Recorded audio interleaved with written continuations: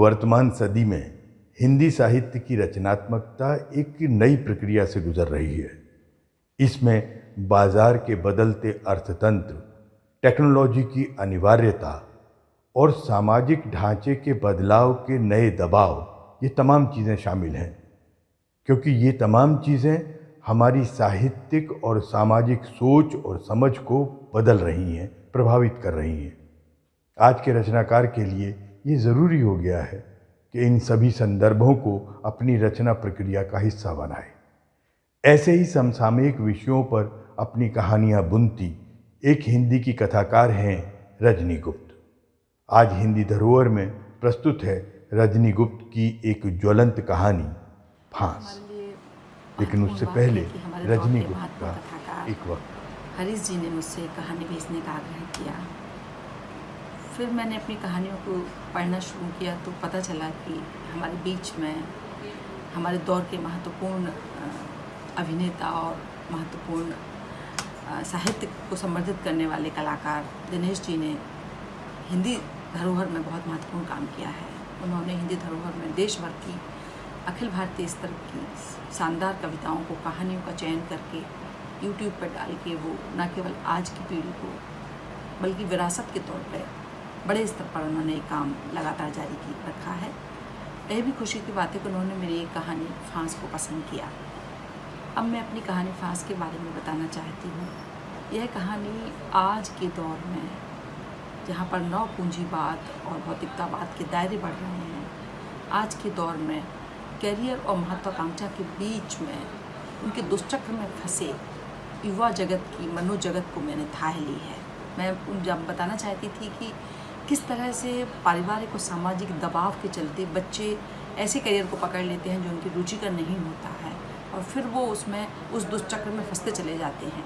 मेरी पूरी कोशिश है कि बच्चे के अंतर्द्वंद को, तकलीफ़ों को, वेदना को और उस वेदना तकलीफ़ों के बीच में डिप्रेशन में जाते हुए बच्चे का मनोजगत का अच्छी तरह से थाह ली जाए।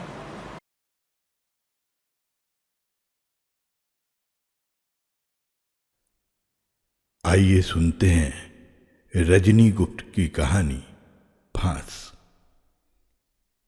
यादों की पोटली में समय नए चलन के सिक्के फेंकता रहता। कभी लगता जैसे भीतर पड़े सिक्के हमें दिख नहीं रहे, मगर अचानक आई आंधी ने सब कुछ तहस नहस कर डाला। अकेली ममता भी क्या करती, उसने तो अपनी तरफ से पूरी कोशिश की, मगर कहाँ किसी की बात पर ध्यान देता था सुगम। सिर पर हाथ धरे अवश भाव से कमल अपनी पत्नी ममता का मुरझाया म्लान चेहरा ध्यान से देखने लगे। रुनझुन पायलों की झनकार से जाना कि घर के सारे काम धाम निपटा कर ममता खूब देर से उनके पास आती, मगर अपनी मीठी मुस्कुराहट से दिल जीत लेती। उन हाथों का जादू ऐसा जबरदस्त कि जाड़ों के सीजन में दर्जनों अलग अलग रंग, डिजाइन या लेटेस्ट स्टाइल का स्वेटर बुनना उनकी कलात्मक अभिरुचि को दर्शाता था।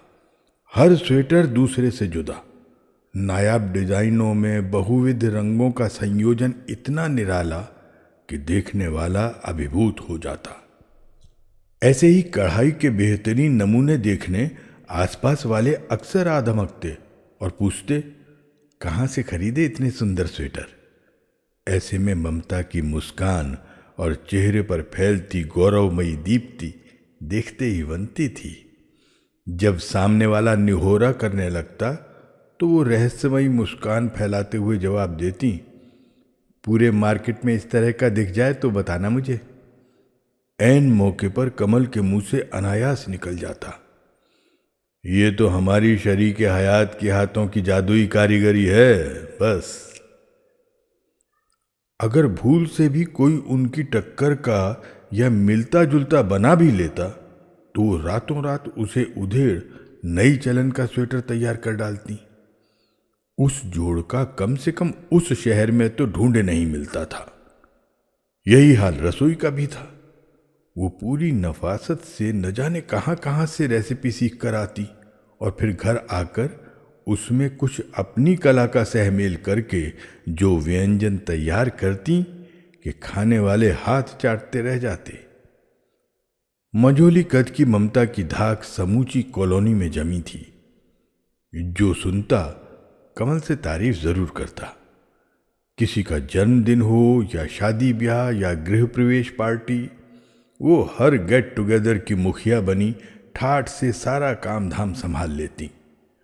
करता धरता होने का बोध इतना गहराता कि वो रात बिरात जागकर पूरा काम निपटाकर ही घर लौटती।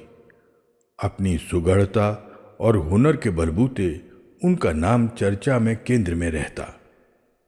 मगर इस नशे में अक्सर उनके घर की बागडोर तनिक ढीली पड़ती गई, जिसे वो चौकसी से अपने मुट्ठी में दाब कर फिर से सब कुछ ठीक ठाक करने की तरकीबें आजमाती।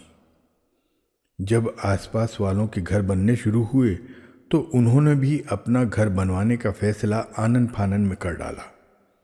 सुगम और मेहा जैसे दो बच्चों की शानदार मां होने का गौरव भाव उनके चेहरे पर चस्पा रहता। चलिए, क्यों न बात सुगम से ही शुरू की जाए। इन दिनों सुगम के जीवन में बेशुमार रंगों का रंग बिरंगा आसमान फैला था। अभी वो 12वीं में ही तो था, तभी उसका घर बनना शुरू हो गया। सो उससे जुड़े अनगिनत कामों की जिम्मेदारी उसके मत्थे आ गई। फिर भी वो समय निकाल कर दोस्तों की संगत करने का कोई ना कोई मौका तलाश ही लेता।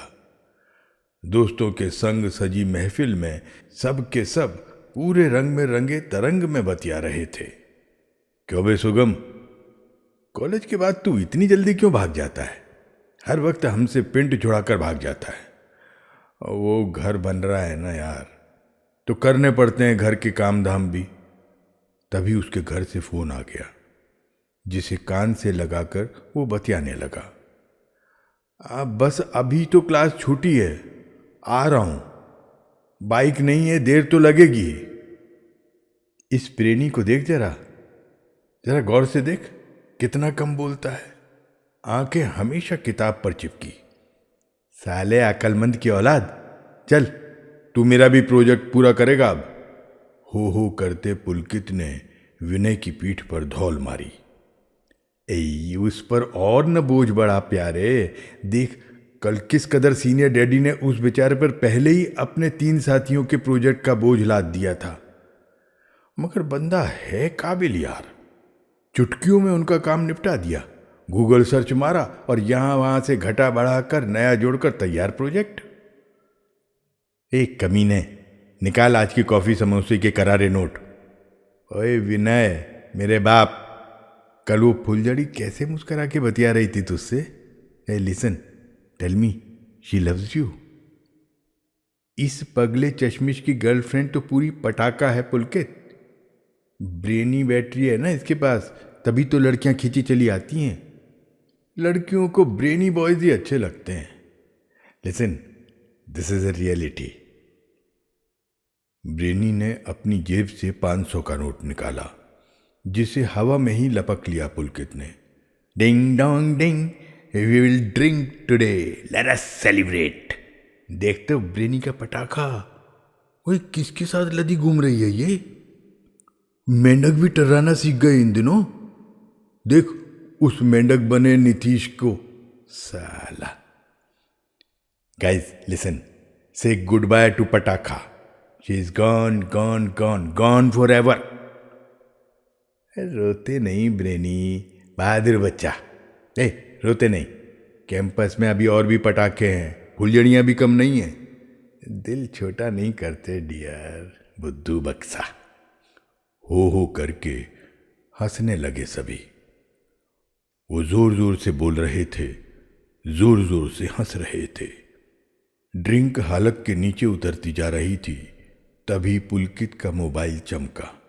ओए, एमएमबी लिख के आया है, मैसेज मी बैक, खल्लास। It's my VT, what about you? You really love me, any doubt? DD, you are my BSF, yeah, best friend forever. Okay. वैसे इन दिनों पढ़ाई व कैरियर की बातें कम करने लगा तू सुगम। बोलना, कब से छुपा खड़ा है, क्या बात है? घर बन रहा है यार। मम्मी फिलहाल मेरी पढ़ाई के लिए नहीं बल्कि घर बनवाने में उलझ गई हैं। क्या करूं यार, इस घन चक्कर में मुझे भी घर जल्दी भागना पड़ता है। चल यार, तुझे छोड़ देते हैं वरना तेरी माँ तेरा कचूमर निकाल देगी। डैडी नुमा लड़के ने सुगम को अपनी बाइक के पीछे बिठाया और तेजी से स्पीड पकड़ ली। इनकी बातचीत का बेलौसपन देखते ही बनता था। इनके हर अंदाज निराले थे। वो एक दूसरे पर अपनी जान छिड़कते। उनकी बातचीत में सचमुच बेपरवाही दिखती, मगर पढ़ाई या कैरियर का दबाव इन सब के सिर पर सवार रहता। फिर भी वो खूब मौज मस्ती करने का कोई न कोई मौका झट से लपक लेते। फिर बात बेबात पर खूब हंसते हंसाते। मगर जब सबके सब अपने बंद कमरे में घर लौटते तो वहां पढ़ाई का खौफनाक भूत पीठ पर बैताल बनकर सवालों की झड़ी लगाता सवार हो जाता। घर आते ही फिर से उन्हीं कटीले सवालों की बाढ़ से घिर जाता सुगम। कभी मां तो कभी पापा। सुगम, हम तेरा भला चाहते हैं, मगर तू पढ़ाई में मन क्यों नहीं लगाता? क्या होगा उन 70% नंबरों से? कहीं एडमिशन भी मुश्किल से मिल पाएगा। पापा, आपसे कई बार कह चुका, मुझे बाइक चाहिए बस, वरना मैं कुछ नहीं पढ़ूंगा, कभी नहीं। मेरे सब दोस्तों के पास है, अभिनव, प्रांजल, सुलभ। चुप कर, ढंग की पढ़ाई की होती तब तो बाइक मांगने का हक भी बनता था तेरा। किस मुंह से किसको क्या बताऊंगा कि तेरे कितने खराब नंबर आए हैं? नाक कटा दी तूने तो, जबकि तेरे साथ के सभी दोस्तों के नंबर 90% से ऊपर आए हैं। अब तो उसी डीकेबी में पढ़ना पड़ेगा तुझे, और कहां मिलेगा एडमिशन? ऐंठी आवाज में एक तरह की हिकारत का भाव शामिल था। मैंने कह दिया तो कह दिया, बस नो बाइक नो स्टडी। पैर पटकता सुगम सर्र से घर से बाहर छाए अंधेरे में एकाकार होता गया। काफी देर सड़कों की खाक छानने के बाद घर लौटते हुए दिमाग में तनाव हावी था। घर पहुंचते ही मम्मी का लेक्चर चालू हो जाएगा, फिर मेहा से कंपैरिजन का टेप बजने लगेगा। मन ही मन बातों की लड़ियां जोड़ते गूंथते उधेड़ते हुए जब वो घर लौटा तो माँ ने तरेरती निगाहों से उसे घूरा, फिर पूछने लगी, कहाँ था अभी तक? तेरे दोस्त आए थे? बिना कोई जवाब दिए वो अपने कमरे की तरफ जाने लगा तो बहन ने टोका, भैया खाना तो खा लो, खिचड़ी बनाई थी मैंने।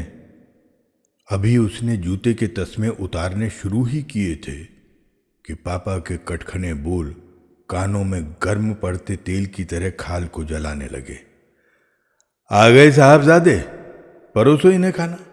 दिन भर सड़कों की खाक छान कर लौटे हैं साहबजादे।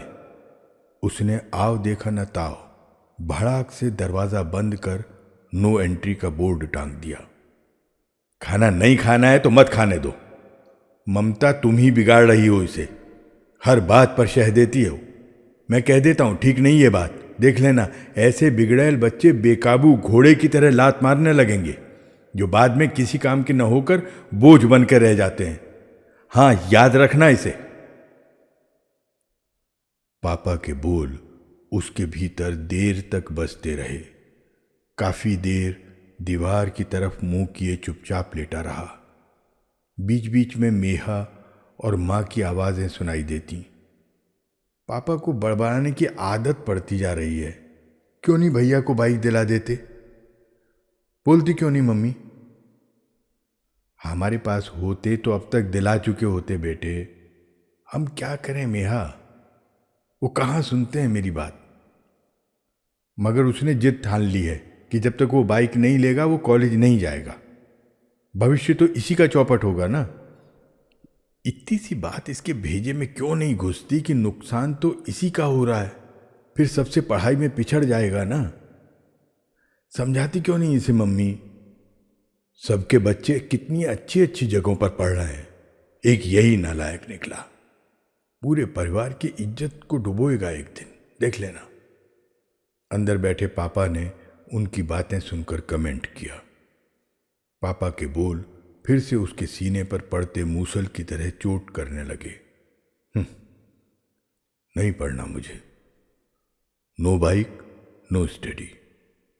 अब सच में डूबेगी आपकी सो कॉल्ड इज्जत पापा। मन ही मन बड़बड़ाता फनफनाता अपने से घंटों लड़ता रहा। वो फिर थक कर पता नहीं कब सो गया। कुछ महीनों दोनों के बीच रस्साकशी चलती रही। इसी तनाव में सुगम के फर्स्ट सेमेस्टर में पुअर नंबर आए। पढ़ाई में दोस्तों से पिछड़ने के चलते उसका पढ़ाई से तेजी से जी उचटता जा रहा था। बहन मेहा, जो उससे बस 1 साल पीछे थी, अब उसके साथ आ गई, जबकि उसके तमाम दोस्त अगली क्लास में। उसके हिस्से का प्यार अब मेहा के हिस्से। वो उसकी तरफ हिकारत भरी नजरों से देखते।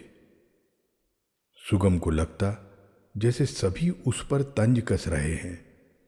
उस छोटे शहर की सड़कों पर बेवजह साइकिल से यहां वहां जाते वक्त जब उसके साथ के यार दोस्त उससे कन्नी काटकर चले जाते तो उसका दिल बैठने लगता। एक आध बार मन किया किसी से बात करे, मगर ऐन मौके पर ऐसा लगता कि वो उनकी नजरों में कितना गिर गया है। उसे देखकर एक सुर में यही राग अलापने लगते सब। मन लगाकर पढ़ाई कर, अभी भी कुछ नहीं बिगड़ा है। घर तक सीमित बात धीरे धीरे रिश्तेदारों में फैलने लगी। दूसरे सेमेस्टर में भी जब वो पास नहीं हो पाया तो वो सचमुच घबरा गया। अब क्या होगा? सारा भविष्य चौपट। पापा उसे खा जाने वाली नजरों से देखते ही फट पड़ते। वो भी उनसे कन्नी काटने लगा। दोनों के बीच संवाद धीरे धीरे कम होते होते खत्म होने लगा। संवाद के फासले दिन ब दिन बढ़ते जा रहे थे। खुद पर झुंझलाहट होती, फिर निराशा के काले बादलों से घिर गया।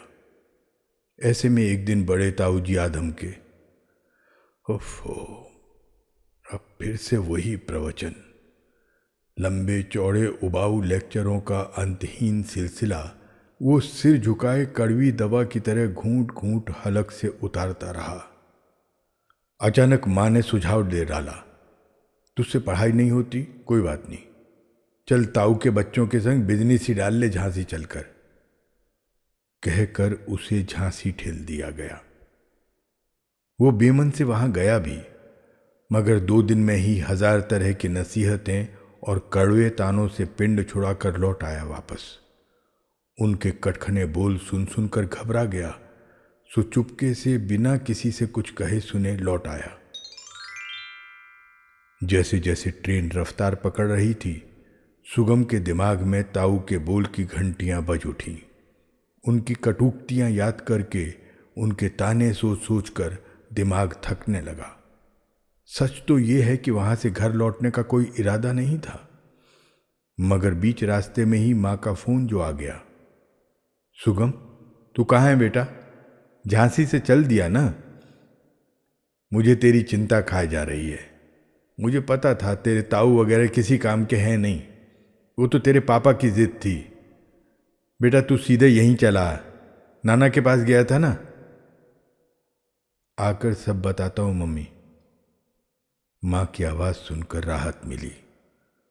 चलो, किसी को तो मेरे जीने मरने या होने न होने से फर्क पड़ता है। कितना घबराने लगी थी वो। भीड़ भरी ट्रेन में एक किनारे चुपचाप खड़े खड़े पैर थकने लगे तो उसे ऊपर वाली बर्थ खाली दिखी, सो वहीं चढ़ गया। मगर दिमाग में ताऊ ताई और उनके बच्चों के जहरनुमा बोल पूरे दिलो दिमाग में तैरने लगे। कितना चुप्पा मगर घुन्ना है ये, जब कुछ बोलेगा ही नहीं तो बिजनेस क्या खाक संभालेगा। ममता ने लाड़ में बिगाड़ लिया, वरना इसकी बहन कितनी तेज है पढ़ाई में। नौकरी भी लग गई उसकी तो।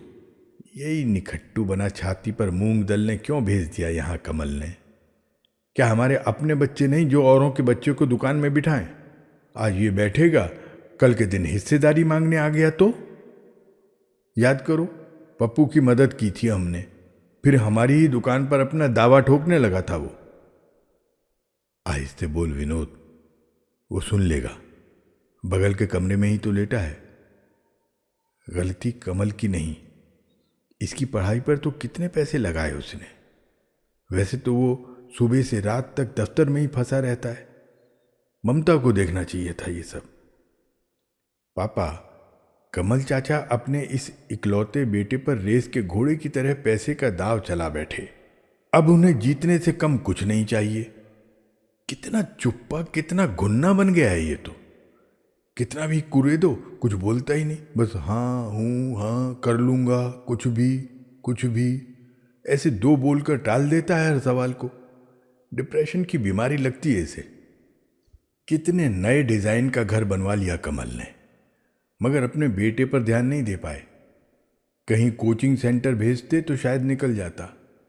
बेचारा मन लगाकर पढ़ता तो कुछ न कुछ बन ही जाता। क्यों नहीं किसी मनोचिकित्सक से इलाज कराते इसका? बात करूंगी ममता से। इस बार ताई जी बोल पड़ी बीच में। कोचिंग सेंटर भेजा तो था, मगर महीने भर में ही लौट आया। घर की याद आती है, खाना बेकार मिलता है, टॉपर्स के बीच कुछ न कर पाने की हताशा होगी, जैसी किंशुक को भी तो हुई थी, जो बताता था कितनी ग्लानि होती है जब हम बेहतर परफॉर्म नहीं कर पाते। ऊपर से माँ का फोन उसे तोड़कर रख देता। मतलब ये कि माँ की टेपनुमा बातें याद करके रो पड़ता था वो। यही कि देखो बेटा, पूरे परिवार की इज्जत तुम्हारे हाथों में है, हम तो पेट काट कर तुम्हें पढ़ा रहे हैं। इस बार पास होके दिखा, वरना सारी मेहनत मिट्टी में मिल जाएगी। क्या करेंगे हम? हो सकता है सुगम इतने बड़े कंपटीशन का तनाव न झेल पाया हो। तो हम क्या करें? ताई ने निर्णायक लहजे में कहा। वहीं रहकर क्यों नहीं कुछ काम धंधा करने लगता वो? रात 2 बजे जब सुगम घर पहुंचा तो बहन सो चुकी थी, मगर मां जागते हुए उसकी राह देख रही थी। बिना खाना खाए वो चुपचाप कमरे में जाने लगा तो मां ने टोक कर रोक लिया। सुगम, तू चिंता मत कर बेटा, मैं आखिर तक तेरा साथ दूंगी। जब तक मेरी सांसों में सांस है, तुझे फिक्र करने की जरूरत नहीं। कल किसी डॉक्टर को दिखाते हैं तुझे। खामखा उल्टी सीधी बातें सोच सोचकर माथा गर्म मत कर बेटा। उसकी लाल सूजी आंखें और उदास चेहरे पर मुर्दनी के भाव देखकर ममता का कलेजा धक से रह गया। मां, मुझे किसी डॉक्टर को दिखाने की जरूरत नहीं, इससे कोई फायदा नहीं। सॉरी मम्मी, मैं आपके सपने पूरे नहीं कर सकता। गहरे अंधेरे में सुगम अपने आंसू छिपाने की कोशिश करने लगा, लेकिन मां ने उसके सिर पर हाथ फेरते हुए कहा, बेटा, दिल छोटा नहीं करते। तुझे मेरी कसम, आज तू मेरे साथ डॉक्टर के पास चल रहा है, बस। कहते हुए मां ने सुगम की हथेली अपनी हथेली में ले ली, फिर सिर पर हाथ फेरते हुए बोली, तू इतना सोचता क्यों है? बता, तुझे किस चीज की कमी है? जब तक मैं जिंदा हूं 2 कौर पहले तुझे खिलाऊंगी, फिर अपने मुंह में निवाला डालूंगी बेटा। भावातिरेक में उनके आंसू भी निकल आए। मेहा ने डॉक्टर से अपॉइंटमेंट ले लिया है। पापा को कुछ नहीं बताएंगे। हाँ, बस हम चलेंगे दिखाने। उनकी रुआसी आवाज में गहरी वेदना के अनगिनत दूसर रंग शुमार थे। मैं किसी पर बोझ नहीं बनना चाहता मां, मगर क्या करूं, कुछ भी पढ़ता हूं दिमाग में धंसता ही नहीं। I can't help my self. बोलते हुए सुगम सुबकने लगा। सारी रात खुली आंखों में काट दी। अंधेरा इतना गहरा कि घुप अंधेरे में सुगम जब भी अपने भविष्य का खाका बनाना चाहता तो हर आकृति पर काला रंग पुत जाता। कितनी बेरंग मनहूस हो चुकी है ये जिंदगी। सोचते सोचते थक गया तो आंखें मूंद ली। मनोचिकित्सक के शानदार चैम्बर के बाहर कई मरीज प्रतीक्षारत थे। पहले उन्होंने सुगम से अकेले में बात की और फिर ममता को उन्होंने अकेले में बुलवाया। उनकी पूरी बातें सुनकर बोले, जो मैं कह रहा हूं उन्हें ध्यान से सुनना समझना। आप बाहर से इस बात का अंदाजा नहीं लगा सकती कि आखिर इस बच्चे के अंदर क्या चल रहा है। कोचिंग करने वाले ज्यादातर बच्चे बेहद तनाव में रहते हैं और अक्सर इतने दबाव में रहते हैं कि कई बार आत्महत्या की कोशिशें करते हैं। पिछले 3 महीने में 35 केस आए हैं। सबकी एक जैसी समस्या, पढ़ाई का प्रेशर, डिप्रेशन, एंग्जाइटी और रात रात भर जगकर पढ़ने के बावजूद मिल रही नाकामयाबी उन्हें तोड़ देती है। सोचो जरा, बच्चा साइंस नहीं पढ़ना चाहता मगर माँ बाप के सपनों में इंजीनियर या डॉक्टर ही धंसे रहते हैं। हजारों लाखों बच्चे कड़ी मेहनत करते हैं मगर नतीजा सिफर।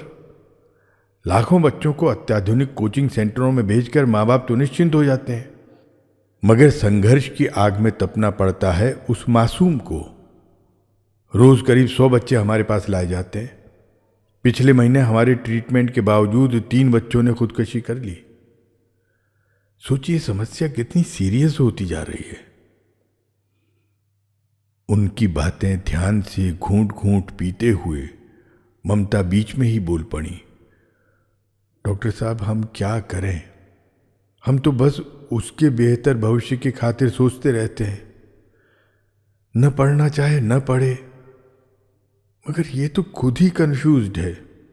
बीटेक फर्स्ट ईयर के बाद से ही ऐसी हालत हो गई है कि न किसी से ढंग से बोलता बतियाता है, न किसी की बात ध्यान से सुनता है। बस कमरे में अकेले गुमसुम पड़ा रहता है बिस्तर पर। जितना खाना दे दो बस उतना गर्दन नवाए खा लेगा।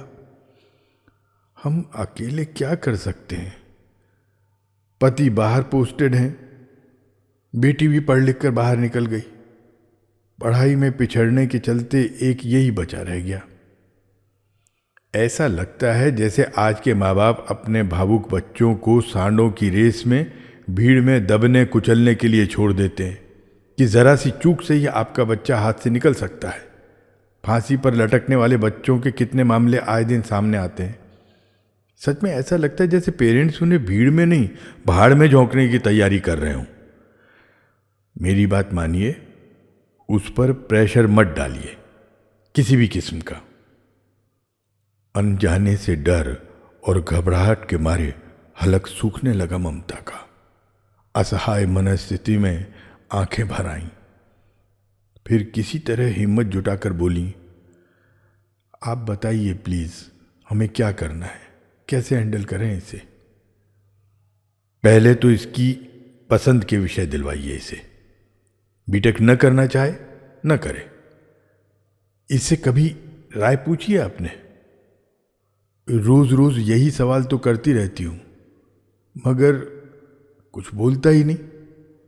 वही रटा रटाया जवाब, कर लूंगा, कुछ भी कर लूंगा, मगर कैसे क्या करेगा ये बताता ही नहीं।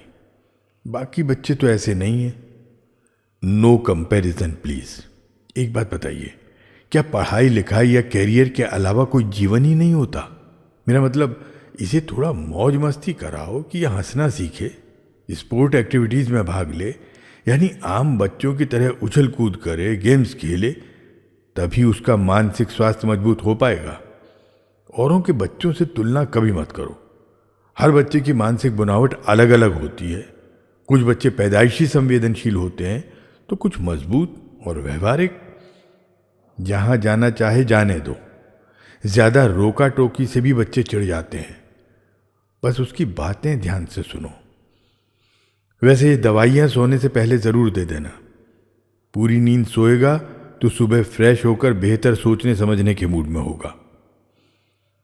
और हाँ, इससे ऐसी बातें भूलकर भी न की जाएं कि तुम्हारे न पढ़ने से पूरे घर की इज्जत पर बट्टा लग रहा है वगैरह, या ये कि कैरियर तुम्हारे लिए करो या मरो की लड़ाई है, या तुम नाकाम हो गए तो सारे जीवन पे कालिख पुत जाएगी। ऐसी बातों से ये संवेदनशील बच्चे हताशा से घिर जाते हैं और जब कुछ नहीं सूझता तो कुछ भी करने पर आमादा हो जाते हैं। प्लीज इसे प्यार से समझाना। खामखा भविष्य का खौफ दर्शाने से उसी के बारे में नेगेटिव सोच सोचकर फिर इसका माथा खराब होगा। अब इसे और मानसिक टॉर्चर मत देना। क्या कोई गर्लफ्रेंड है इसकी?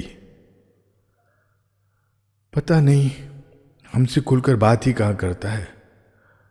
वो सकपकाई आवाज में बोली। यही तो सारी मुश्किलों की जड़ है कि हिंदुस्तानी बच्चों के माँ बाप उनके दोस्त क्यों नहीं हो पाते।